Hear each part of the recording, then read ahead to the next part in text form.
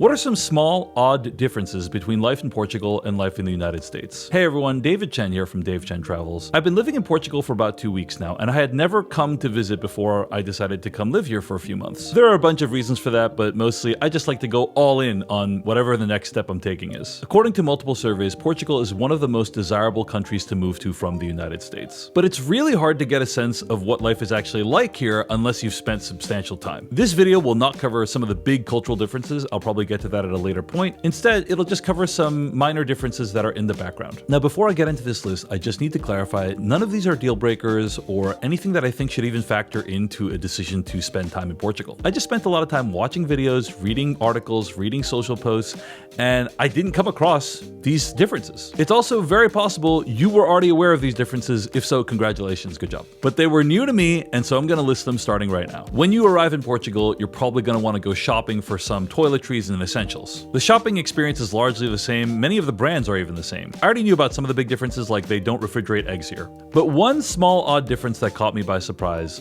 was the plastic bottles. From what I can tell, bottled water is a big deal here. When you go to a restaurant and you ask for water, the most common way for it to be served is in a bottle. In the United States, when you ask for water, they typically give you tap water.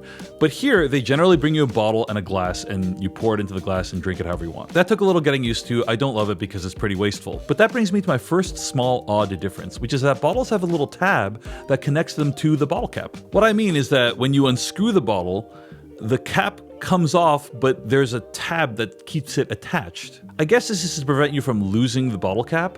And while that is kind of useful, I'll just say, as somebody who comes from America where they don't have these tabs, I don't think I had a huge issue with that. Like, it would happen sometimes, but in general, I could keep the bottle cap attached to the bottle. But it is a local style, and so I am getting used to it. Speaking of food and the supermarket, let's talk about what happens afterwards. Let's talk about trash. The second small odd difference is trash gets taken out differently in Portugal than in the United States. The United States is very atomized. Everyone has their own little house and little plot of land and all their own utilities. Here in Portugal, trash is more communal. So outside of the place we're living, there are these massive bins that are for trash and for different kinds of recycling like paper and bottles and so on. A trash truck does not come to your house, but they go to the corner to pick up these large bins. And whenever you're ready to take your stuff out, you can just bring it out there and throw it in there. Apparently the trash trucks come very frequently. I haven't had a chance to see one myself yet. I actually really like this system. Now, there are some downsides. Obviously, you do need to walk a block or two with the stuff that you want to throw out, and that is a little extra work than just tossing stuff in your backyard. But my guess is it's probably more carbon friendly and efficient,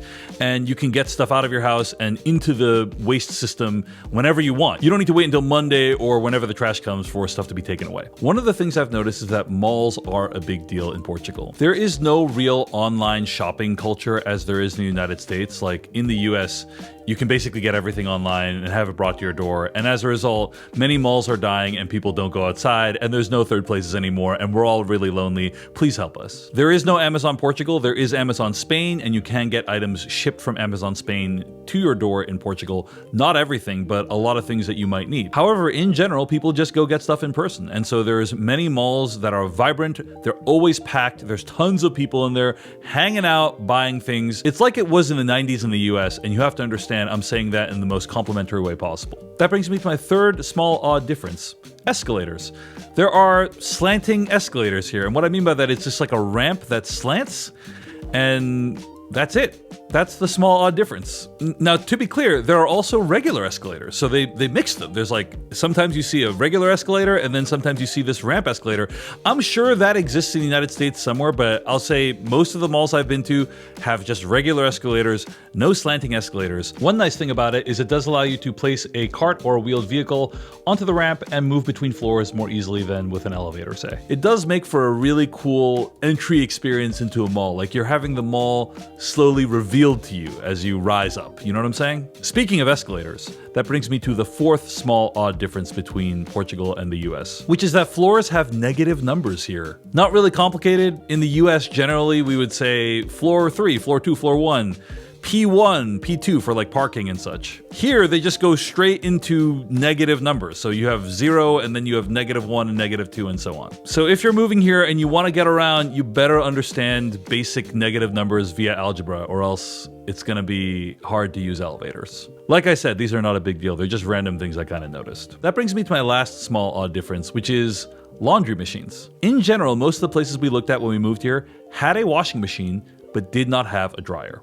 Many places in Portugal have balconies and people line dry their clothes. It also happens to be extremely humid in Portugal because we're right next to the ocean, and so a lot of people use dehumidifiers to help keep their houses dry, and they often need to position their dehumidifiers next to fans, next to whatever, to dry their clothes correctly. I already knew about the lack of dryers when I moved here, but what I wasn't prepared for is how long some of these cycles are. We happen to live in a place that has a washer and a dryer, but the dryer is not as good as the ones in the US, and these cycle times are really long. Like the wash cycle can take 2.5 hours and the dry cycle can take 2 hours, and then by the end of that, the clothes still aren't dry. In the US, we're used to massive washing machines, massive dryers. They can get your clothes in and out, no problem. Within a couple hours, you're good to go. Here, like with a lot of other things, you gotta take more time when it comes to washing and drying. And probably you gotta get used to drying your clothes on a line or on a rack. All right, folks, that's the end of my list of small, odd, weird, inconsequential differences. I hope you found this video helpful and fun in some way, and I hope you take this video in the spirit in which it's intended,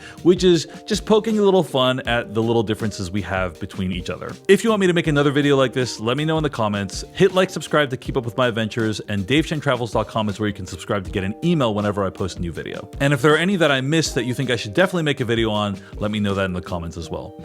Thanks for watching. See you in the next one.